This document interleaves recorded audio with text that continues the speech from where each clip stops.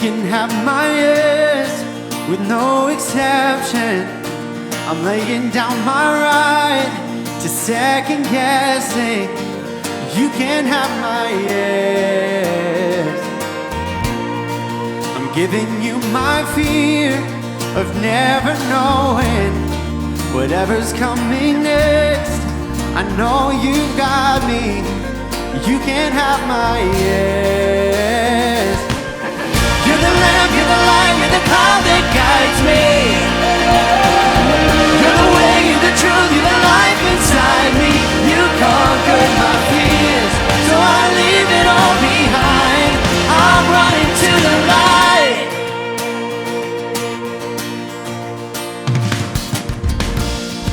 I'm giving you my dreams and my ambitions. Your presence is my prize and my provision. I'll answer when you ask. Oh, who could come against if you are for me? 'Cause even in the fire, I know you got me. I'm giving you my yes again. You're the lamp, you're the light, you're the cloud that guides me. You're the way, you're the truth, you're the life inside me. You conquered my fears, so I leave it all behind. I'm running to the light. When we say, oh, wherever you are, wherever you wanna go, I'll follow you. Oh, wherever you are, wherever you wanna go, I'll follow you. Oh, wherever you are, wherever you wanna go, I'll follow you. I'll follow you.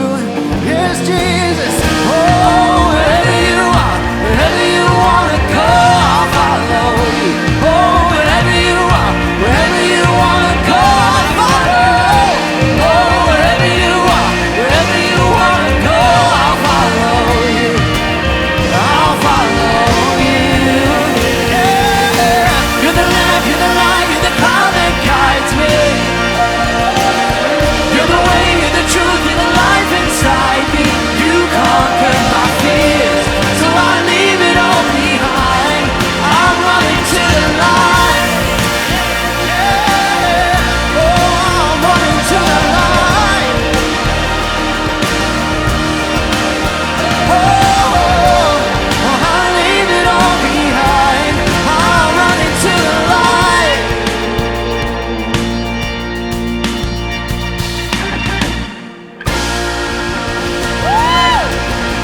Love it!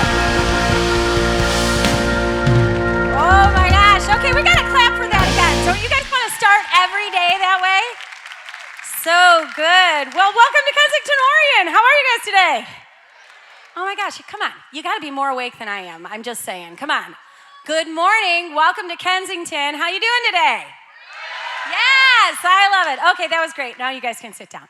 Anyway, but my name is Kim, and I'm part of the campus team around here, and we are thrilled that you are with us this morning. We are going to kick our day off with a little bit of a celebration. We had a huge day yesterday in our women's ministry. We had an event called Getaway, and we were downtown Detroit at the Durfee Innovation Society, which is part of Life Remodeled, which is one of our move-out partners.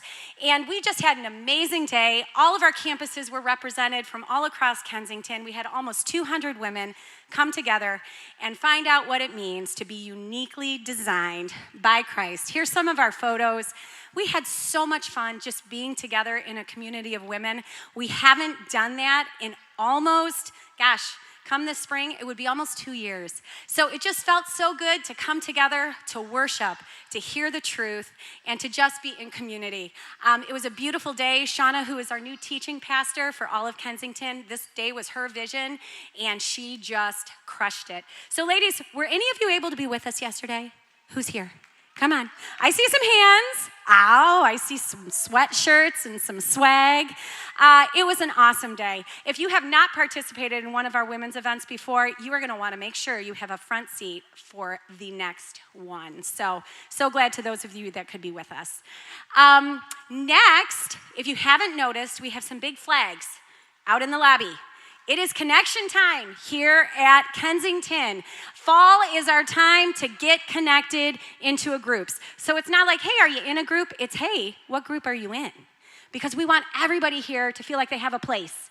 And so there are so many different opportunities. Maybe it's a class, maybe it's Bible basics, maybe it's Alpha. Alpha is amazing. If you haven't participated in Alpha, it is where we dig into the big questions. You know, why do bad things happen to good people? Is God really who he says he is? But you're gonna gather with a group of people, you're gonna have a meal, you're gonna sit down in a safe place and discuss these questions. There is no question that is off limits at Alpha. You can sign up for that today in the lobby. Men's groups, women's groups, couples groups, students groups, we have everything. Also our care ministries, divorce recovery, celebrate recovery, grief recovery. There are so many different things going on in and through our world right now, and we have a way for you to connect. So, go talk to these lovely people in the lobby. Or you can jump online at kensingtonchurch.org/groups and find out all the details. They have like 82 things they want me to share with you today, so I'm gonna keep talking. No, but today, if you are a family and you want to meet some other families doing life around this place, we have a K-Kids family barbecue today. Ryan, who leads our family ministry, says it's going to be amazing. I think he is the grill master today. And he also said there is going to be some competitive kickball taking place. So you can jump on and still register. If you don't want to deal with registering, you can just show up. So look up Bear Creek Nature Park. It's from 1 to 2:30 this afternoon. So we'd love for you to check that out there. I know you guys got a paper today when you walked in. You can kind of set that aside. Steve is going to dig into that with us when we get to the message. And yeah, shout out Steve Andrews in the house. That's Steve giving himself a shout. I love it. Oh my goodness. Hey, we are going to continue our day. I have some lovely, talented folks who are going to join me on this stage. This amazing crew is part of our Kaleo Kids program. If you guys don't know what Kaleo is, after hearing this song and the next song, you guys are going to want to know more. We have groups that meet all over the place. They start with kindergarten all the way through 5th grade. And for students who love music, dance, drama, really all of the arts. And these guys represent part of our older group that work on songwriting together. So this is an original piece that they are going to perform. And you guys, you might even want to clap a little as this goes on. I'm just going to say, you're going to want to get a little crazy with this one. So I'm going to let these ladies take it away, and I'll come back up.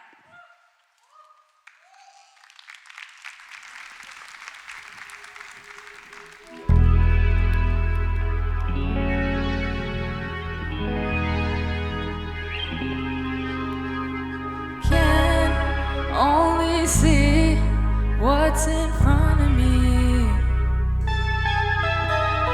face to face, is this destiny? Why can I not see some things lingering? What is there for me? Why can I not see some things lingering? What is there for me? Finally turn to see what's next to me. No reflection, feel the mystery. Walking toward unknown territory. I don't know what to expect, that's what makes life worth living. Go to the beat, beyond, beyond. Go to the beat, beyond, beyond. Go to the beat, beyond, beyond. Gotta leave it all to find faith. Out of sight, new reality.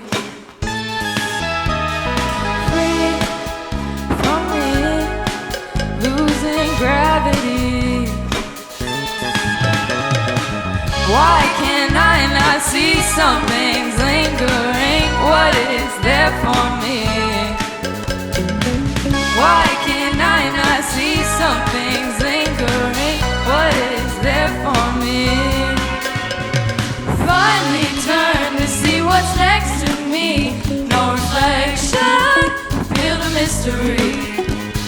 Walking toward unknown territory. I don't know what to expect, that's what makes life worth living.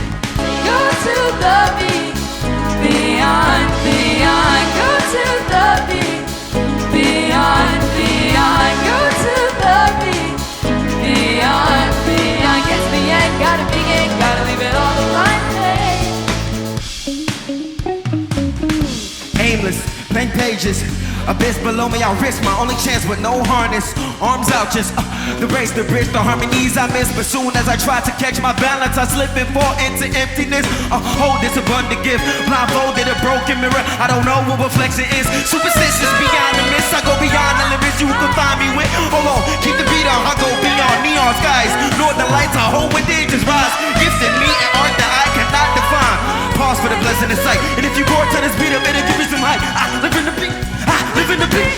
Yeah, live in the beat. Yeah, live in the beat. Come on. Yeah, live in the beat. Live in the beat. Live in the beat. Yeah, live in the beat. Yeah, live in the beat. Yeah, live in the beat. Live in the beat. Live in the beat. Yeah, live in the beat. Yeah, live in the beat. Yeah, live in the beat. Live in the beat. Live in the beat. Yeah, live in the beat. Yeah, live in the beat. Yeah, live in the beat. Live in the beat. Live in the beat.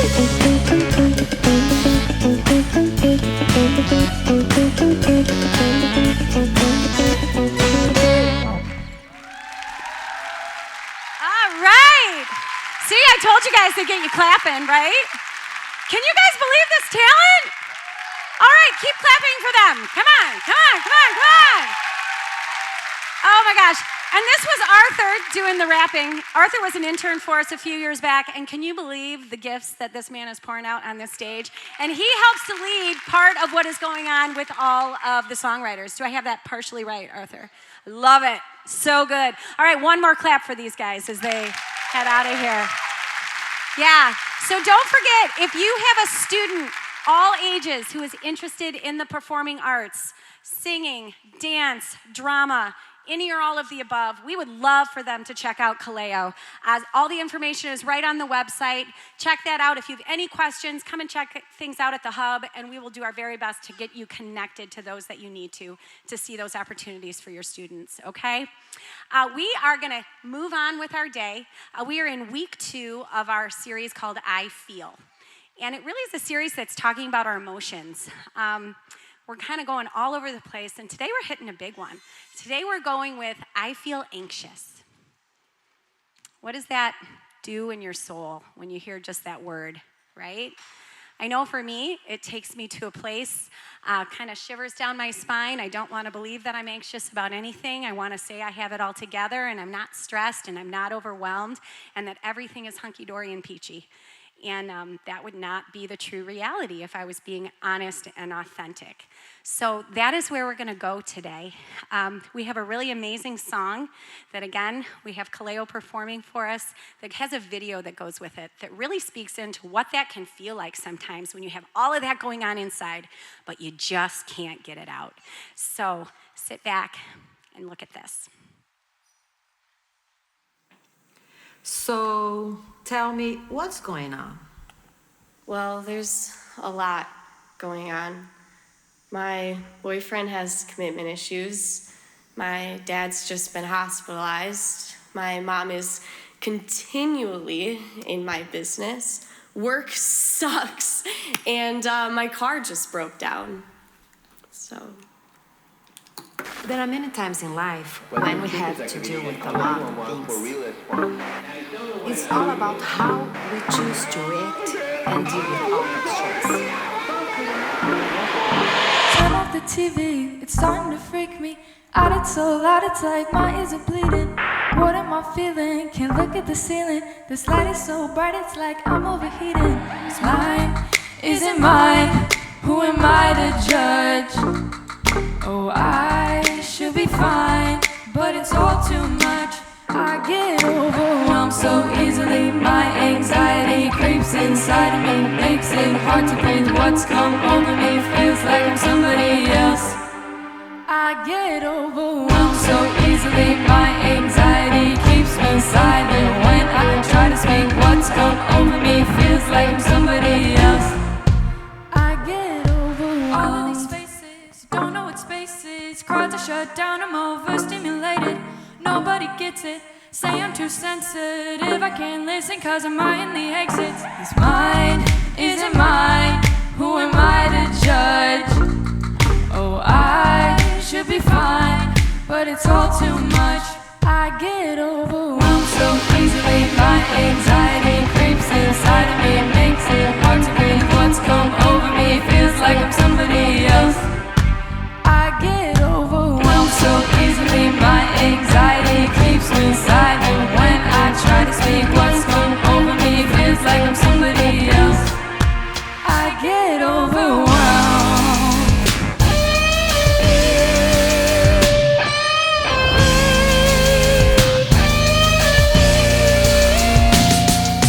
Suspicious activity and call 911 for real response. I don't know when I will land.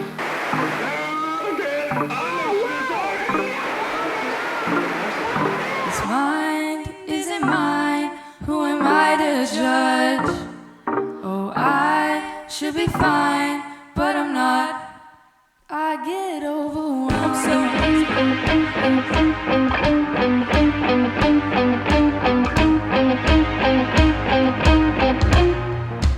I get overwhelmed.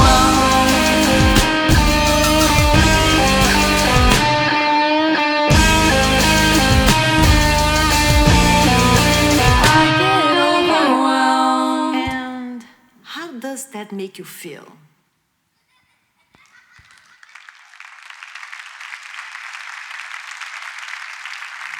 Super good. That was incredible. And the gal, I'm trying to find the girl's name that did the video, the dance in the video. She was amazing, wasn't she?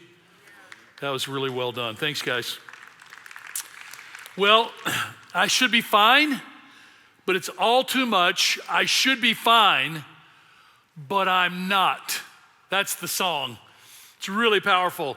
And I am Steve Andrews, and I'm here to confess that I have been addicted to anxiety every single day of my life, without exception. There's never been a day in my life where sometime in the morning, sometime in the middle of the day, sometime at the end of the day, and sometime in the night, I haven't felt anxious about the circumstances and the way that my life works. Is anybody like me? Anybody want to admit that? Okay, there are a few of us. We're all a few of us who are psychos. No, it's real. And I want to talk about it today. And I tell you, if you weren't anxious after watching that video, you are. That was so well done. Didn't it make you anxious?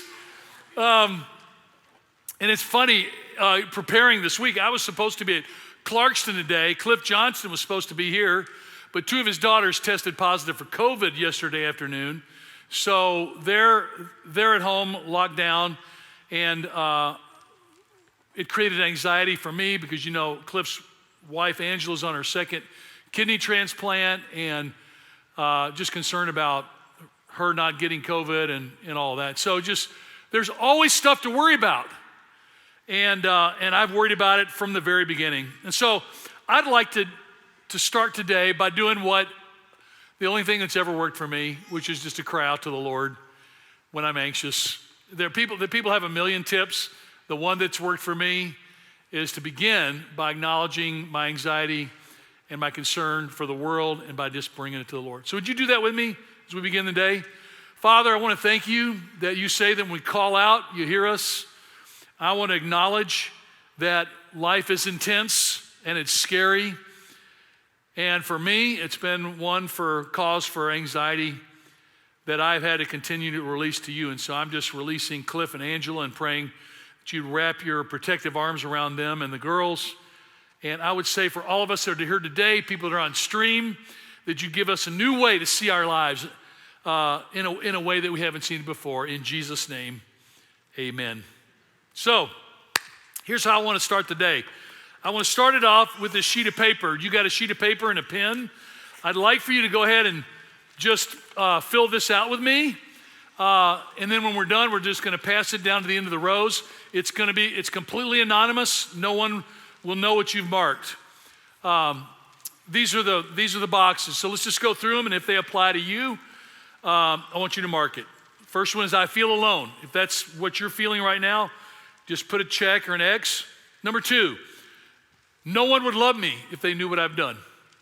If that's true of you, mark it. Number 3, I hate how I look. I know that's a huge, huge issue in our world today. Social media and the accessibility of information has made this a huge problem, so that people that are obsessed with their looks, like the Kardashians, get hundreds of millions of followers, right?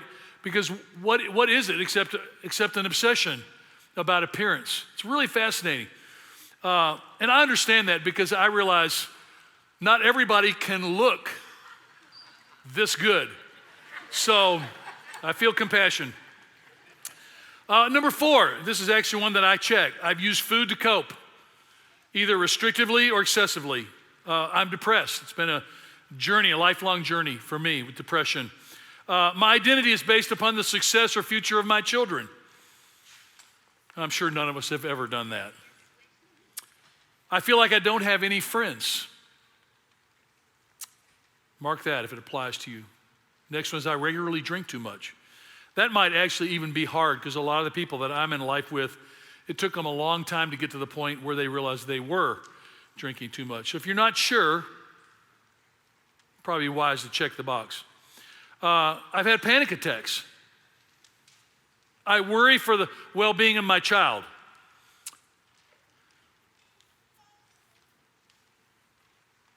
I have a child who has a mental health issue. I've intentionally hurt myself physically. And this is a big one. I feel shame about something I cannot share. That's true of you, mark it. And I'm going to say this, and I'll say it again at the end of the service. It is so important to find a few people you can trust, who you can share. I remember the first men's group that I started at Kensington with 8 guys, and over the course of 3 years, every single guy in that group, we had a moment in the group where every single guy at least once said, what I'm going to share with the rest of you guys, I've never shared my whole life. I'm telling you, though, those were some of the most transformational experiences of my life. That's why we talk about groups, okay? I've lost control of my anger or behavior. That could be for you. I worry about the well-being of my spouse. I'm deep in debt financially and have anxiety and stress. Now, we could make a list a lot longer than that. You could write something in if you wanted to. We're going to pass it out. No one will know it was you. And at the end of the service, we're going to pass them back out anonymously, randomly, and I'm going to have an exercise that I think we'll remember, okay? So if you're done, pass it down to the inner rows, okay? So you guys pass it in, you guys pass it in. People in the middle can pass it either way, okay? So what is it that makes you anxious? And how has that anxiety changed over time? Because I really thought about this. If I were to have given this message, which I did give messages on anxiety in the early years of Kensington, when I was 35, now I'm 65. How has this message changed? Well, there's so much more to be anxious about. All that's changed in my life is the number of things to feel anxiety about. Now I have grandchildren. My wife and I, believe it or not, have 102 great nieces and nephews between our two families. And I love all of them. I'm worried about all of them. I want to see all of them. There's so many things to worry about. In fact, this week, I looked in the mirror and I realized I had scratched my nose. Can anybody see it? Give me a close-up, somebody. And I'm like, my modeling career is shot. Actually, that would have been my first thought years ago. Actually, my first thought would be, man, how did I scratch my nose? You know what my first thought now was? Huh? If you're 65, you know the answer. I wonder if it's skin cancer. Right? Just one more thing to worry about. It's not healing, it keeps breaking, it's not covering up. Pretty soon, my modeling career is going to be shot. People have always loved me based on my appearance. I thought, isn't that interesting? Because I've got people here, so many that are battling, many of them beating cancer, and man, praying and sharing, and here I'm worried about a scratch on my nose. But hey, guess what? It's my nose. It's real to me. That's what anxiety does. And I thought, we live in a world of news feeds, and the word I've come to hate more than any other word probably in recent years, logarithms. Logarithms feed our fears. You start to click on stuff and everything, then all of a sudden everything in the world that's related to that thing starts just jumping out at you. I feel so controlled. I want to just like I want to find, where's the switch for logarithms? And turn them off. Because then we get stuck in our news feed. We get stuck in our interests. We get stuck and bombarded with the images that control the narratives of our life. Add to that the Delta variant, employment struggles, concerns over every single person in my family. I think of politics. I think of the heartbreak over Afghanistan. I cannot tell you how that has made me sick, because we have brothers and sisters in Christ and their families we love, and some of those families have been executed in the last week and a half. They're gone. Some of them got out. Some of them identified the talent, are dead, executed. How do you even process that? There's 1,000 other heartbreaks. The list is endless. So how do we live with anxiety? Because Jesus says, don't be afraid, don't be troubled, he says in John 14. And I think, why did he say that? I've explained this many times. He said that because he knew we would be. He knew we would. He knew we would be anxious. That's why he talked about it.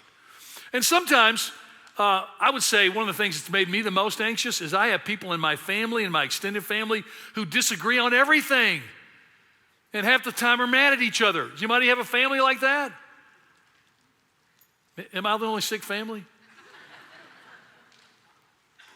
Family members with diametrically opposed positions, both equally convinced they're right, it's enough to make you anxious. At the same time, I'm in places where it seems like there's not a care in the world. I was at the Rochester Adams football game Friday night. It was a wonderful game. Adams beat Rochester again and again and again. I can gloat as a Rochester Adams parent. And the place was packed. I mean, I don't know how many thousands of people were there, but the Adams stands was jam-packed, shoulder to shoulder. You'd think there wasn't a COVID thing in the world. Rochester was packed. Thousands of kids running around the fence. It was really a blast. And I actually have a confession to make if someone wants to confront me or remove me from leadership, but, oh wait, that's already happened. Just kidding. I gambled the last $5 to my name on the 50-50 raffle. John Borgel, are you here? Is Borgel here? Where are you? I had such a good, lucky feeling about that $5 raffle. And I almost won it. It would have been worth $650. I only missed it by 6 numbers. Oh, wait, there were only 6 numbers. But it was a blast, and the game was fun, and we laughed, and surrounded by people I love. Christian Schomer, just love him, and he and I have been buddies since he's little. He's turned out to be a great football player. But in the middle of the third quarter, the announcer goes, hey, we just want to remember a guy who died this week. He's the father of one of the boys on the football team. And we're just having a blast. And he says, we just want to remember him. He passed away this past week. And I realized that his wife is sitting in the row in front of me, 3 feet away from me. So we're just having a great time. And here she is, her life's totally derailed. That's life. That's people say, what's the weirdest thing about leading a church? It's this, every day. Wonderful, where I did a couple back here, did their wedding 11 years ago, saw them when they came in, they have their twin kids with them. That's a great memory for me. So that's a high, and then just the highs and lows of life. So how do we deal with it? That's what I want to talk about in the time that I have left. Because how do we navigate the emotions? Because if we allow the emotions to control our lives, then they just become cruel dictators. It's like people living in fear. I have people in my life that are just paralyzed by the fear and the anxiety. But on the other hand, if we ignore them, it could be detrimental as well. So what do we do? I'm going to come back to the sheet in a minute. We're going to dig into David's life and his expression of facing anxiety, and then I'm going to talk about the New Testament, okay? Before we do that, I want to receive the offering and celebrate just incredible thing that people are doing. People gave a ton of money to help last week to relocate families that are coming to America, Afghan families.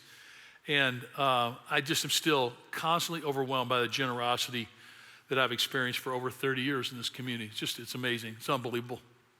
Thank God for that. So this is how you do it. Just a reminder, you can give it in less than 10 seconds.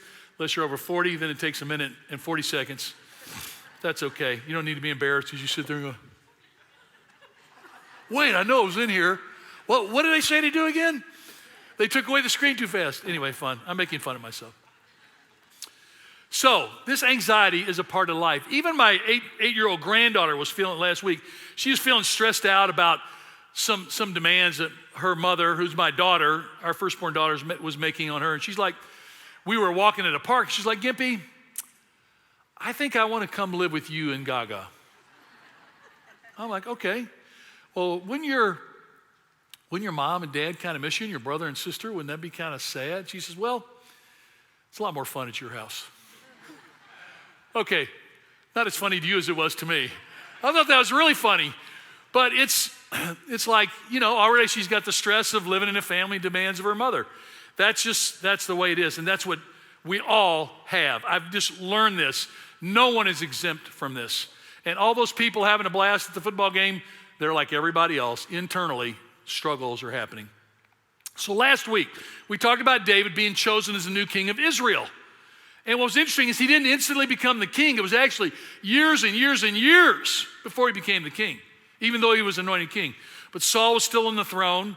And during this time, if you know anything about the Bible, and even if you don't, you will have heard about David defeating Goliath, the giant, who was 9.5 feet tall. It's an amazing story. David went into that battle, remember, with 5 stones. Does anybody know why? Because Goliath had 2 brothers and 2 cousins who were giants too. He went in with 5 stones because he was prepared to fight 5 guys if he had to. Amazing story. And he had to be a superstar athlete. He would have been like LeBron, wouldn't have been that size, but it would have been just a super athlete of his day because he fought lions and bears, and he played musical instruments, just like Dave Wilson.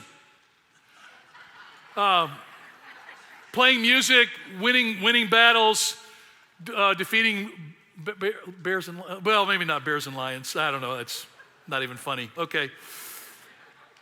So after he defeats Goliath, all the people return home. The country of the nation of Israel is saved. And after David has killed the Philistine Goliath, and it says the women came out from all the towns of Israel to meet King Saul with singing and dancing, with joyful songs, with timbrels and lyres. And that's what David played, was the lyre or the harp. And as they danced, they sang this song: Saul has slain his thousands, and David his tens of thousands. So when you hear that, what do you think? This is not going to go well. Saul was very angry. In fact, it's a bad translation of how fiercely negative he was about this. This refrain displeased him greatly. They've credited David with tens of thousands, he thought, but me with only thousands. What more can he get but the kingdom? And from that time on, Saul kept a close eye on David. This is actually a moment when Saul's life ends. This is the moment his life, for all practical purposes, ends. His life, instead of being one of celebration and great victory, becomes one of anxiety and suspicion and jealousy and resentment, which does what to any person that carries those things in their life? Destroys us. Friends, I know it's terrible things. Some of you have far worse than anything that's ever happened to me. Don't hold on to the resentment. Just part of the thing today is just cry out to the Lord as I prayed at the beginning. Just say, Lord, help me release, because it's the only person that's punishing is you. Well, look at what happens to David for the next part of this journey.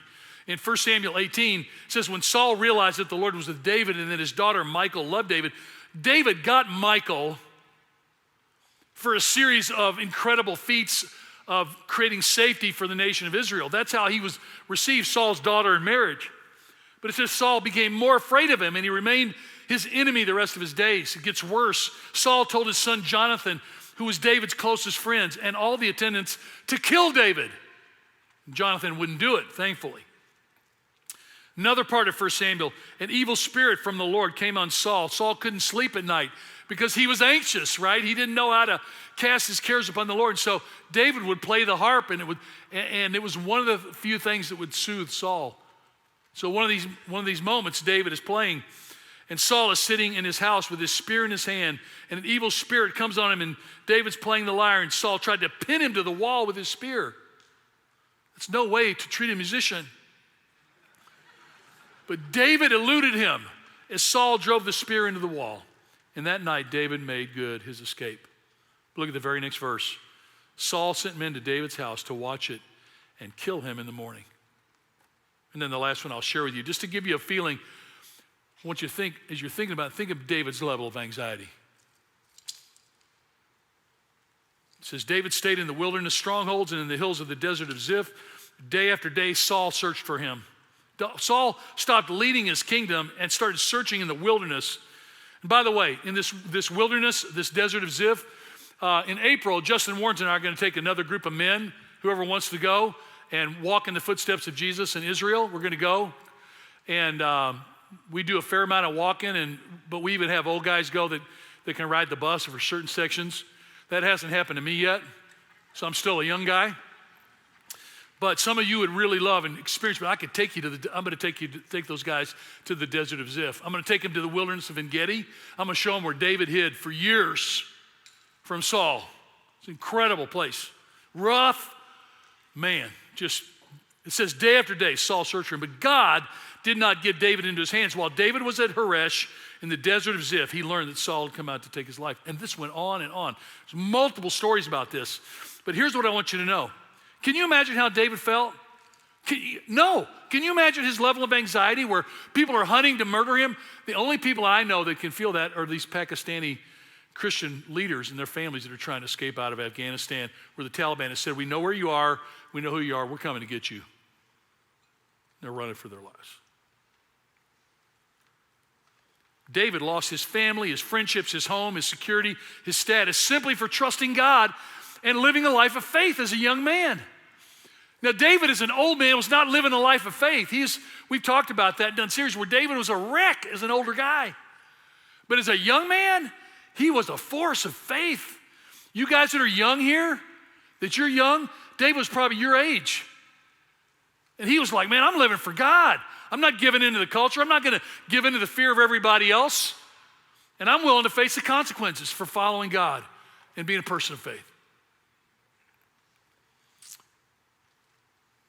In Psalm 142, David writes this psalm from years of living in a cave. And it's interesting, when I read the Psalms, it's just a reminder of my own story. When my dad died 16 years ago, there was something about it that just really left me with a deep sense of emptiness. My dad and I had a very, very unique relationship, and he was very imperfect. But I felt a deep void in my life after he went. And this is weird, how grief works. For 2 years, the only part of the Bible I could read was the Psalms. I just read the Psalms over and over again. I imagine I read them 30 or 40 times because the Psalms are like a gut. The Psalms are like, they're every emotion you've ever experienced. Like, I'm gonna throttle you. I'm gonna cry out to God. I'm so mad. What the heck is going on? All the feelings of a person's life. And look at what David says. I cry out to the Lord. I plead for the Lord's mercy. I pour out my complaints before him, and I tell him all my troubles. And when I'm overwhelmed, you alone, Lord, know the way I should turn. Wherever I go, my enemies have set traps for me. Listen, I can't even say that. I don't think I've ever had an enemy in my life. Certainly not one that would set a trap for me. But David had this incredible challenge of anxiety. And yet, what does he do? This is my first thing I want you to remember.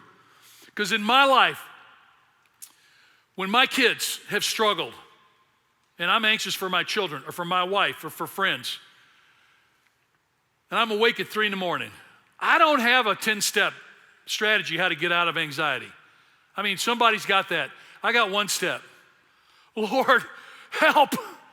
Like, Lord, what the heck? What do I do? Lord, I'm crying out for you because I don't have any tricks in my tool bag. I'm just going to cry out to you, Lord, because I don't have any answers. And I want you to know, the Lord has met me there like thousands of times. He's never solved the problem. I don't think I've ever had the problem solved, but he's met me with his presence in the midst of the anxiety of my life. I don't think I'm ever going to not feel anxious if the last 65 years is any indication. But I have realized that you can turn the anxiety into hope and joy and faith and crying out to the Lord who says, I'll never leave you and never forsake you. So that's what David does in the Psalms. That's why I love the Psalms, because every one of us feels overwhelmed. Now, before I give you 3 questions to think about, I want to ask you to think about this, about your life. Do you remember the first time you felt extremely anxious in your life? I bet you, some of you that are younger will have a harder time with this because you're going to avoid the feelings. You're kind of caught in other things. Some of you are teenagers, you're thinking, your students, you're thinking peer pressure right now. But go back to think about that. 2 incidents came to my mind from my own life. One, I was 5 years old and learning how to read. And we used to get Life magazine, which was the greatest because it was this big. Well, maybe not that big, but you guys remember Life magazine? It was huge. And the first Life magazine I ever read, you know what the headline read? 100,000 people die in Bangladesh in a tsunami. That's the first thing I ever read out of a magazine, 5 years old. And I'm reading this at 5 years old. I'm like, what do I do? What do I do with this? Are you kidding me? How am I going to process this? You know what's interesting? I didn't even talk to anybody about it. I didn't talk about it to my mother or my dad or I just put it in here. And over the years, I realized I started stacking up these anxieties in my life. And one of the things that paralyzes us is we stack them inside, and if we can share them with people we love, then some of the hold that it has on us starts to lessen. The second time I remember is 4th grade at Snowden Elementary. Snowden, I just looked this up on MapQuest in Memphis, Tennessee. I used to tell my kids that Snowden was 1.5 miles from my home, and I did a Google map thing of it. A couple weeks ago, I found out it was 0.4 miles. I'm like, I was convinced it was 1.5 miles. It's 0.4 miles, not even a half mile. And it was down McLean to Parkway, East Parkway, and Middle Street was Idlewild. That was 0.2 miles. And then there was Tutwiler was right here next to Idlewild. And then I was right off of here off Overton Park. Well, one day at recess, a lot of you know this story if you know me. Bruce Barber was the school bully. He was in 5th grade, beginning of 5th grade, and Richard Lowe was the class clown. He was taking Richard, and every day at recess, he would straddle Richard and I remember he would do it like this. He would get Richard, and he'd get Richard down, and he'd punch him and slap him, and other kids nobody would mess with Bruce Barber. He was a small kid. Nobody messed with him. And he would get over Bruce, and he'd go, and he'd pull it up, and then he'd let the spit just drop on Richard's face, just totally mistreating Richard.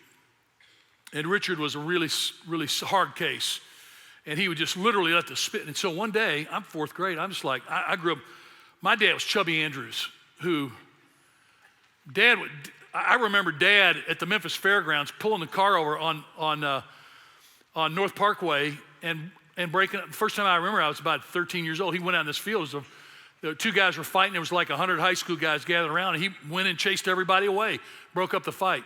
So I'm like, well, I'm Chubby Andrews, so I better do something here. So I go, and I pull Bruce Barber off, and he wouldn't let go. He was just ignoring me, and I finally just threw him off because I was actually bigger than him, which was unfortunate. Well, I'll find out later, but he turned and looked at me. He turned and looked at me like, you just made the biggest mistake of your life. And I'm like, I think I did. And to prove that God exists in the world, the end of recess bell rang right as he looked at me. Ring, I'm like, there is a God, thank you. I'm like, my knees are just literally weak. And I'm like, man, Barber. Well, walking home from school, I got right before I got to Idlewild, there were these hedges on both sides of the road. The Memphis Zoo is right on the other side. And Bruce comes out behind the hedges with 6 buddies. And it's me and Bruce and his 6 buddies. He goes, hey, yeah, you touched me and you threw me off. And so what do you want to do about it? And so we had a fight. It was an epic battle. It lasted about 22 seconds. And he actually cut me on the nose. It's still there. See it right there? And he cut me under the eye. He gave me a little split under my eye. And I mean, the second time he hit me in the eye, I just crumpled. I just gave up. And he was straddling me, just like he'd straddle Richard Lowe. And all his buddies, 5th graders, I'm a 4th grader, just standing over me. And then they turned and walk away. And man, I was crushed. I was literally, probably walked home just, some of you gotten beaten up. You know what it's like. It's just terrifying. Here's the worst part. The worst part is for the next 2 years, because Snowden Elementary actually was the junior high school was part of it. For the next over 2 years, I lived right down here on Overton Park, and I would come to the edge, and at Overton Park and McLean had these big brick arches that were kind of decorative. I would literally come to the end like this and see if I could see Bruce coming, because he was on Tutwiler. He was literally right here. He was just 2 streets down before we get, and if I would see him walking and laughing with his friends, I would literally wait 10 minutes for him to go. And if he was dilly-dallying, I'd actually wait and be late for school. I never told one person. I'm just stacking this in, right? And if I didn't see him, man, then I'd just to get past. Because I knew even if he came out behind me, if I was on my way to school, I could keep going. He couldn't block me off. 2 years later, he was kicked out of Snowden in 7th grade for pulling a knife on Principal Farino. So I had reason to be scared.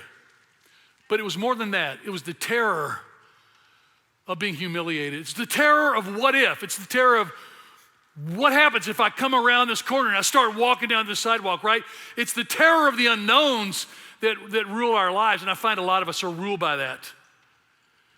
And so what do we do with that? Because I think we live in a world, and I'm so tired of the news because everything is catastrophized. That's not even a word. But Shauna, who's working on our message this week, that's a great word. I love it. We catastrophize. The worst case scenario has never been stronger in our culture.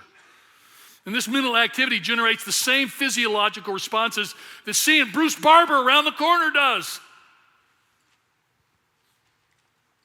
Every time I tell Bruce, I've actually tried to look him up. I've tried to find stuff and never been able to find anything that remotely connected, because I really would love to connect with him and just see how he's doing. Don't know if he's alive or not, but anyway, isn't that interesting? So here are the 3 questions I want you to think about that have helped me. I'm just telling you stuff today that's been a help to me. Number 1, you can get your phone out if you want to take a screenshot, because you can talk about this later, because you'll forget if you don't do it. Number 1, are my circumstances creating anxiety? This at first sounds like a really stupid question, but I think it's important to recognize. So let me just answer it. Are your circumstances creating anxiety? Good, answer. Yes! Are you kidding me? I've got lists, I can make list pages long of the things that are worth worrying about. And Jesus said, in John 16, verse 31, Jesus is getting ready to go to the cross. He's getting ready to say goodbye to his followers. And he says in verse 31, he says, do you believe now? He says, because a time is coming, and in fact has come, when you'll be scattered each to your own home. In other words, he says, this whole thing we're experiencing, it's going to blow up. And you'll leave me all alone. This is Jesus talking. Yet I am not alone, for my Father is with me. And then in verse 33, this is what he says. I've told you these things so that in me you may have peace. And in this world you'll have trouble, but take heart. I've overcome the world. Is that not great? You should take a picture of that. This is a verse I memorized when I was in 3rd grade in Bible Memory Association. I've never forgotten this verse. Jesus said, take heart, take courage, be of good cheer. There's a lot of ways to interpret it. I've overcome the world. You know how this modern generation wants to raise our kids? You know, in this world, everything's going to be okay. You know what? It's not. It's not going to be okay. This world is full of trouble. You can't live until you can actually acknowledge and be real about the fact that, you know what, the rest of this life is going to be a challenge. Every part of your life is a challenge. There's questions and uncertainties. And I love these young women, and Arthur and the kind of our adult Kaleo writing team. They're like, we're stepping into the mystery. We don't know what's coming next. That's what makes life worth living. That's some young people writing a powerful lyric. Because sometimes our circumstances are going really well. Some of us have had much easier life. Like I know a lot of you in this room. I would say compared to most of you, I've had a much easier life. I shouldn't even be teaching on this because life has turned well, so many turns for me. But I still have had plenty of moments where it hasn't turned well. And so have you. Jesus is saying no matter what happens, it's not the end of the world. And I love what Jesus said. Jesus says, you're gonna leave me alone, but I'm not gonna be alone. Remember Jesus in the garden? His disciples fall asleep. He's crying out to the Father. He says, my soul is at the point of death. But he's talking to the Father. He never stopped talking to the Father. Even when he was abandoned on the cross and darkness covered the face of the earth, what's he doing? He's talking to his Father. Why have you forsaken me, he says. You see, with Jesus, no matter what happens, this is the application. It's not the end of the world. Take heart, literally take courage. Jesus faced punishment and ridicule and despised the shame of the cross and the rejection of people. You know what? I experienced that when I was in 8th grade. Anybody here in 8th grade? Anybody? What grade are you in? Yeah, 9th grade. So you beat me. Okay, I'll pick on you. When I was 8th grade, I made a stand at Snowden Junior High School for Christ. And all my buddies thought it was a joke. And I remember going to the lunchroom table that I had sat with the same group of guys since I was in 3rd grade. And I sat down the week after I'd made my public confession. I was going to follow Jesus Christ. I wasn't going to join those guys in doing things that 8th and 9th graders were starting to do. And they had planned it that when I sat down at the table, at the picnic table, what they planned is I sat down, put down my food tray, and all 11 guys stood up and left and went to other tables, left me sitting in the middle of the cafeteria by myself alone at a table because they thought that'd be a fun payback because I was a Jesus freak now. So after I beat the crap out of about 7 of them in Christian love, that's not true. That's a lie. That's made up. But I'll tell you, that wasn't the end of the world, but it felt like the end of the world. It was a hard moment. I had to make a new set of friends. And that was not easy. But I just want to say, your circumstances are going to create anxiety. That is never not going to be the case. I went through this thing a few years ago. I thought, hey, if I just solve this problem, then I want to, and then you don't realize there's 100 other problems they're lined up. They're just in the queue. They're just waiting. Number 2, are my thoughts creating anxiety? This is a point where I want the ushers to bring back the cards and there'll be baskets and just take a card and I'm going to talk about it in about 5 minutes. But our thoughts are creating anxiety and the ushers do that. I want to share a couple of verses that have meant a lot in my life. Because in our thoughts, we have self-talk. And nobody ever told me this. I finally figured this out by reading a few things. When you're talking, how many words can the average person share with another person in 1 minute? How many words can you get on average? You have any idea? 300. Do you know how many words are going on in your brain every minute? 3,000. Well, for me and some of us, maybe 2,500, but still a lot. I remember times where I lay in bed in the middle of the night and I thought, man, if I could just capture my thoughts, I'd have the most brilliant things that I could share with the world. Has anybody ever thought that? your brain's thinking all this stuff, and then you start to put it down, and you go, and you just hit a complete dead end. Anybody? Or am I the only one? I'm the only psycho guy here? Okay. The problem is your brain is just going way faster. Like you can't write a book out of your brain because you can't get in your words fast enough. And here's the challenge. So much of our self-talk can be negative. We call ourselves idiots. I was so stupid. Can you believe I did? I was so stupid. You know, there's two verses that meant a lot to me. Romans 12 is one of them. Where Paul says, one of the apostles, the unlikely apostle, he says, don't conform to the pattern of this world, but be transformed by the renewing of your mind. You know what the pattern, at least one of the patterns of this world is? Constant anxiety. You know, it's constant anxiety, and everything that's delivering information to us is constant anxiety. So how do we renew our mind? How do we get our mind transformed? Well, first of all, we assess what is our inner monologue. What are the things we're saying? And then we need to say, what is God saying? If I'm calling myself idiot, what is God saying about me? If I'm anxious, what is God feeling about my anxiety? Start to give an honest assessment to the inner thoughts. The other verse I love is Philippians 4. Finally, brothers and sisters, whatever is true or noble or right or pure or lovely or admirable or praiseworthy or excellent, think about those things. But I want to give a twist today. And I've never done this in my whole life, teaching Philippians 4:8. I used to tell people, just start finding the things in the world that are noble and pure and good, you know, and terrific. You know what I want to say today about that? I want to say, whatever is noble, true, pure, excellent, praiseworthy. I'm going to paraphrase it for you. Think about Jesus. Just think about Jesus. Think about Jesus' interactions with people.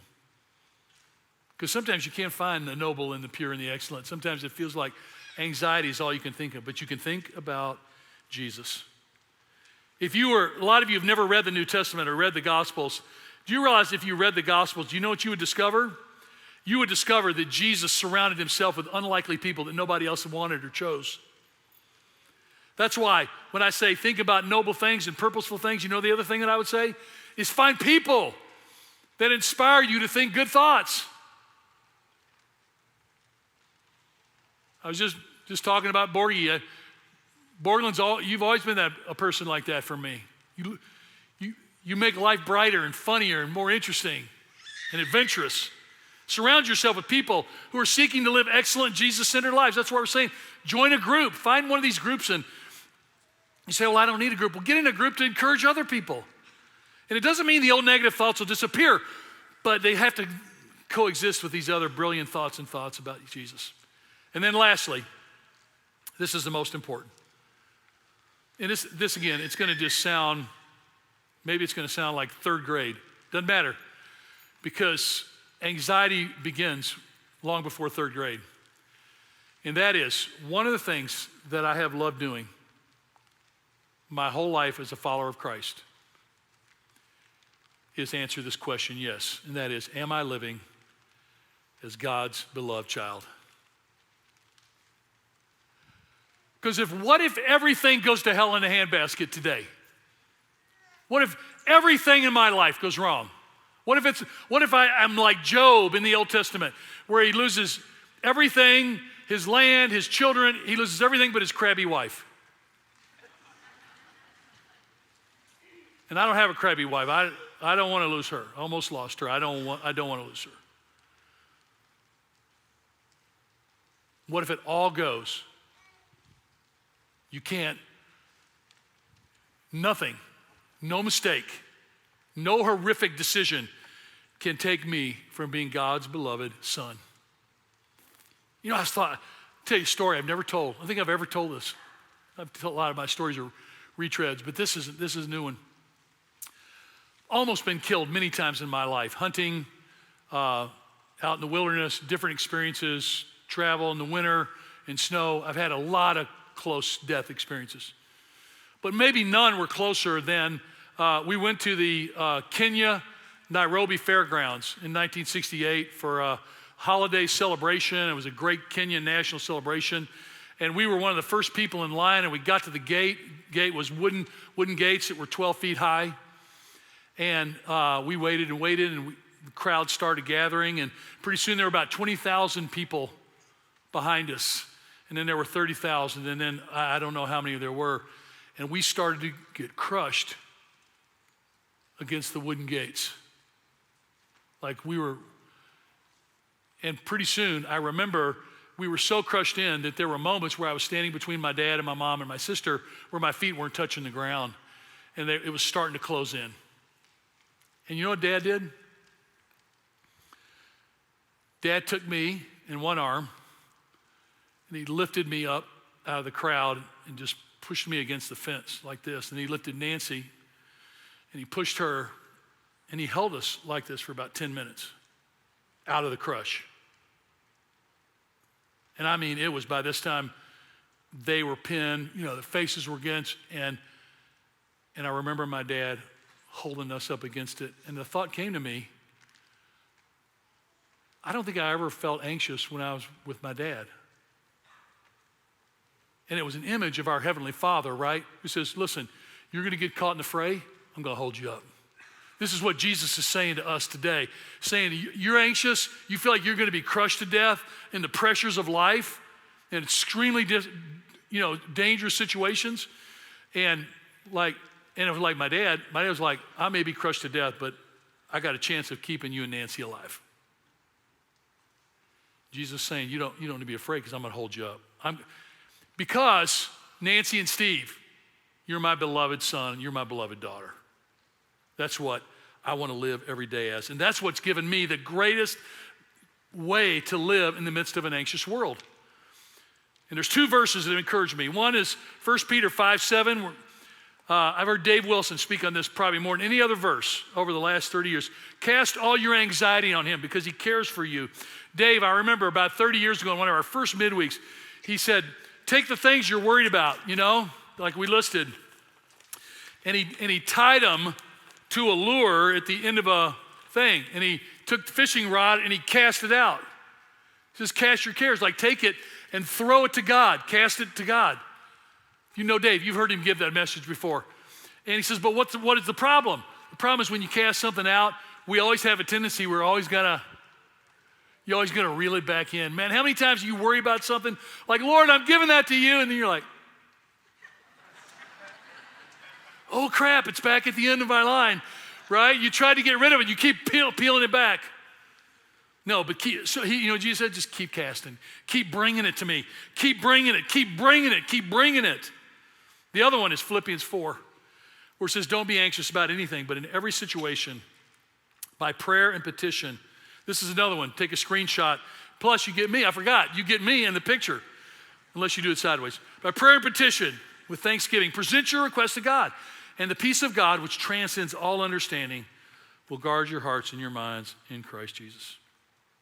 So for some of us, we're finding it so hard to carry the pain and the weight of the worries of our lives. Jesus is saying, give it to me, cast it on me.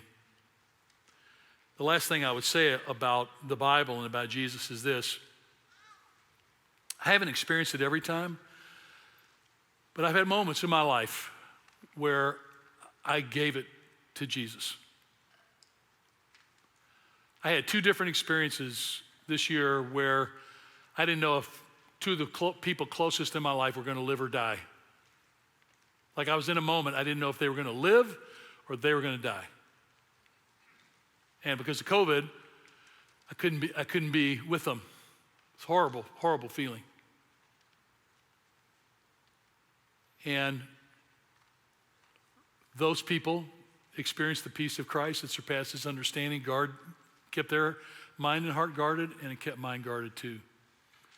Bruce and Deb Potts were in the last service. I've seen it in them. I've seen it in a lot of you where you've experienced the peace of Christ because Jesus said, I'm never going to leave you and never going to let you go. And I think one of the greatest problems with anxiety is we feel like we're alone. So you have your cards? Wave your hand if you got your card. Can I see your card? This is how we're going to finish the service, okay? You have a card that is not yours, but it's somebody else's. And I want you to, when I read the particular box, if your card that you were received is marked, I want you to stand up, and I want people to just get in a place where you can turn around and see the room. Let's try the first one. I feel alone. If it's on your card that you received, stand up, okay? Okay, look around. Everybody look around. Don't be passive. Look around. It's a lot of people in this room. It's a lot of people on the stream. I just want to say, Jesus said, you're going to leave me alone, but the Father's not going to leave me alone. Jesus is saying to those that mark that box, I'm not going to leave you alone. And guess what? There are a lot of us that are in this together that if we recognize this, we could be an incredible support to each other. All right, you can sit down. Number 2, no one would love me if they knew what I've done. Go ahead, stand up. I want to preach on every one of these. I just want to say, the beauty of this church has been screwed up people falling and failing, and eventually finding community where they can share their honest story with. Because nothing you've done has ever stopped the love of Jesus from reaching and wrapping his arms around you. Okay, next one. I hate how I look. Just curious. Stand up if this is in. Okay. I've used food to cope. That's me. I'm standing certainly on that one. It's a lot. It's a battle. Do you get the sense of what we're doing here? We're in a battle. Go ahead, sit down. I'm depressed. Stand up if your box is marked, I'm depressed. Okay? Listen, I've battled depression every day of my life. I have. And I've learned that Jesus is present in those moments. And I've learned it's given me incredible love and compassion for people. And so I don't know what God's going to do with yours, but I would say continue to share it, get help, continue to find Mark Strubler. Where's Mark? Right there. Mark would love to count. Mark's a therapist, and he just therapied me after the service. But we've got great people who can do that. Okay, sit down. My identity is based upon the success or future of my children. Anybody? Okay, quite a few of you. We do. We build ourselves into that. Okay, sit down. Next one is I feel like I don't have any friends. Man, the people that mark that, there's a lot of us in this room. I think Susan Welsh and our team, we just would love to run out and just hug you and kiss you on the cheek and hold you because Jesus is crazy about you. Okay, I regularly drink too much. This is a hard one for people to even mark. But look at that. People could still are going, yeah, I know it's a problem for me. And there's probably another 3 times that number who are thinking, man, should I mark that or not? Praying for you. And share that. Celebrate recovery. We've got all of our recovery groups. This could be a huge help in that. Okay, next one. I've had panic attacks. This is one that surprised me. Both services, even more people in the last service stood in the last service.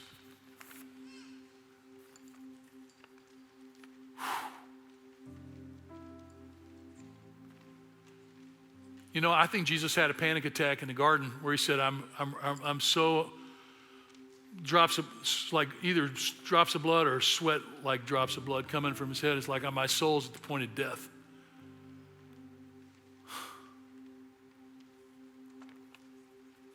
He's there, right where you are. Next one, I worry for the well-being of my child or my children. Wow, holy smokes. I remember a friend said to me a long time ago, you know what the worst part about being a parent? You have your heart walking around in somebody else's body. It is, it's hard, it's pressure. I have a child who has a mental health issue. That's the next one. Man, that's tough, isn't it? It's really, really hard. I feel shame about something I cannot share. Next one. Oh, I skipped one, sorry. Let's do I feel shame about something I cannot share. Did it? Okay, there's a lot of you. Man, I just want to say for groups and relationships and friendships, I cannot tell you what it meant to me.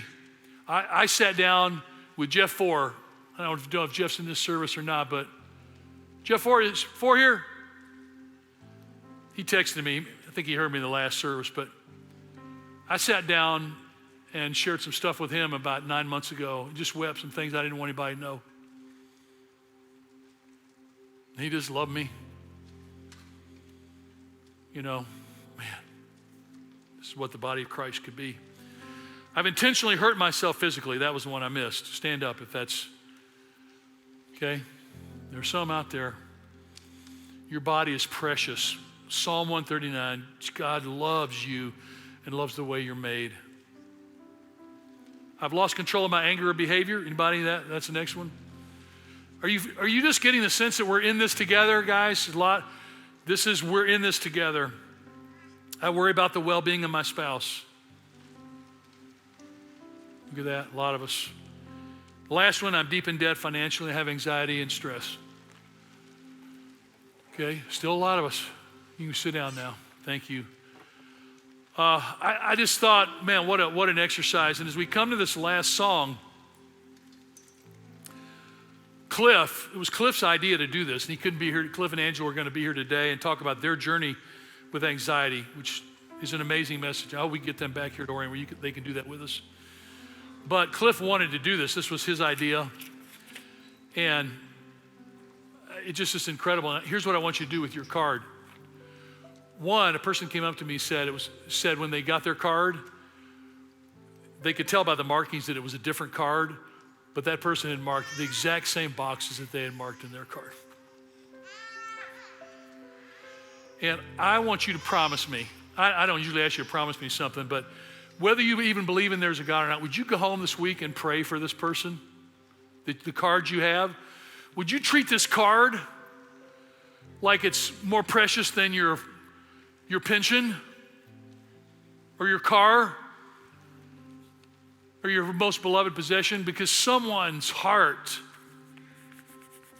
I've got two of them, they're on this card, and I got a card that the bottom person wrote in by hand. At the bottom said, I feel like killing myself.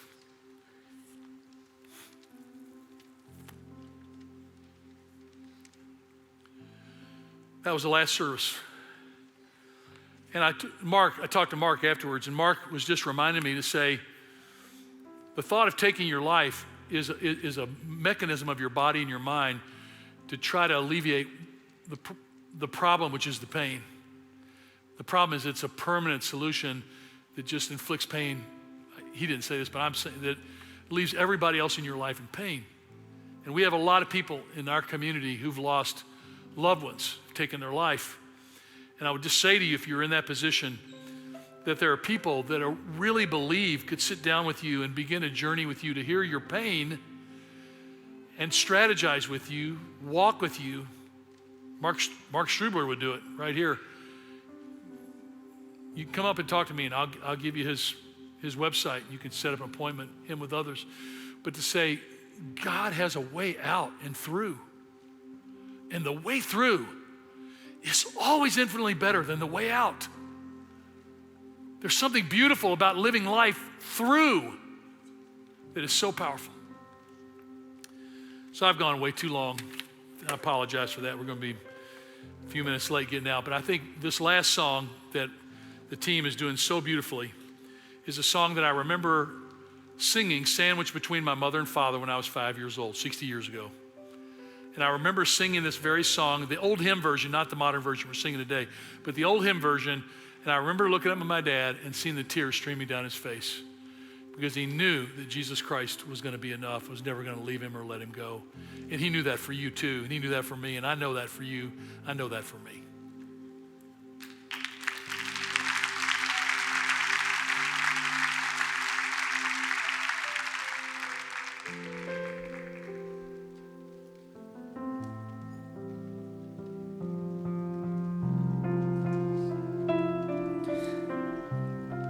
I just want to invite you to join me as we sing this last song in handing our anxieties and fears over to God, because I believe that his perfect love casts out fear.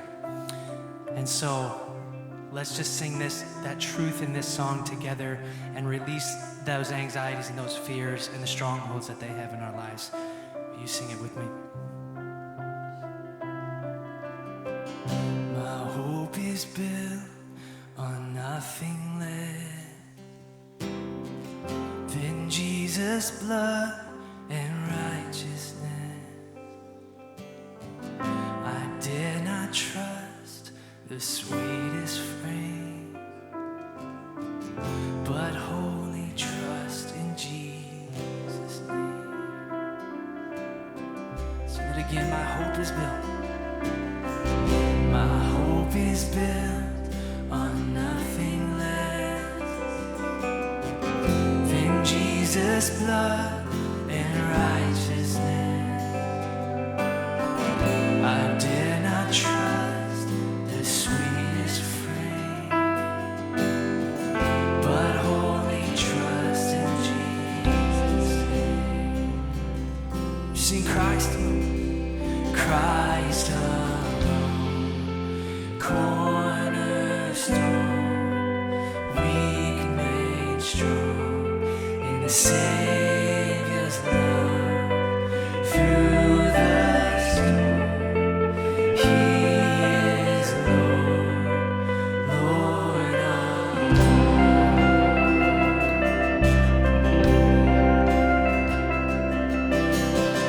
When darkness seems to hide His face, I rest on His unchanging grace. In every high and stormy gale, my anchor holds within. My anchor holds within the veil. Yeah, Christ alone, cornerstone, weak made strong in the Savior's love. Through the storm, He is Lord, Lord of all. He is Lord, Lord of all. Sing Christ alone, cornerstone, weak made strong in the Savior's love. Through the storm, He is Lord, Lord of all. Come on, church, sing that out if you believe it.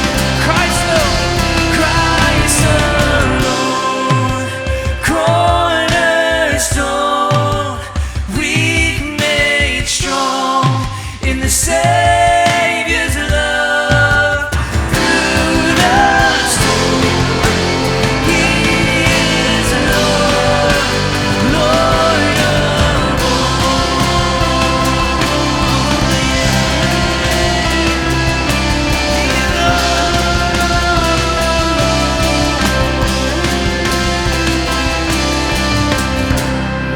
Shall come with trumpet sound. Oh, may I then in Him be found, just in His righteousness alone, faultless stand before the throne.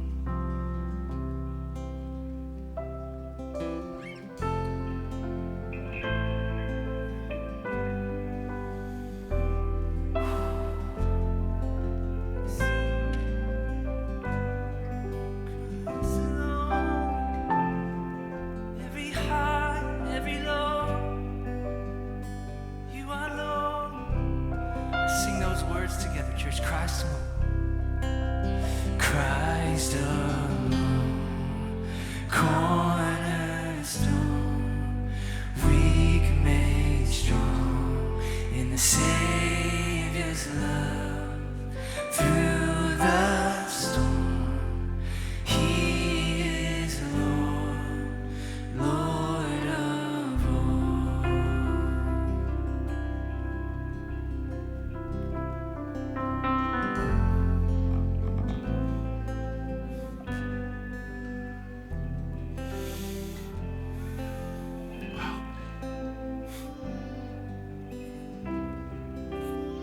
really beautiful. So, as you pray for the person on your card, you don't know them, think about these issues, and you don't need to disclose what you marked at all, but these are worth talking about to each other. Start with one that feels safer, that you're feeling, and you can progress with trusted people to talk about the ones that are harder. The other thing is make the choice to live in community. The joy of community, the Orion Kids, K-Kids Barbecue this afternoon at Bear Creek, just right over here. Man, take your kids and let your kids experience the joy and the love of the community and the beauty of that. If you're a parent, what a great moment. We're having this perfect September so far. Hope I didn't jinx it. Gonna rain for the next 10 days. No, hopefully not. But experience this together. And as you walk out of here, Jesus is holding you up in the storm. His anchor holds. He's not going to let you down. He's not going to leave you or going to forsake you. And at the same time, as he's working in us, we have our moments where we get to support and encourage each other in that same journey. Man, it's so good to be with you. And we're going to have people at the lobby. We have a prayer connection spot straight out in the lobby. Some of you you would be so helped today if just have somebody pray over you, and to take advantage of that would really be lovely. Next week we're going to continue to look at a different part of David's life. I feel conflicted, right? And I think it's going to be another perfect message for the moment we're living in time. Thank you. What a joy. Praying for Cliff and Angela, but I'm also joyful I got to be with you today, and I love you and just appreciate this community so much, and appreciate your love and care for me too. It's beautiful. See you guys. Go out and enjoy the day.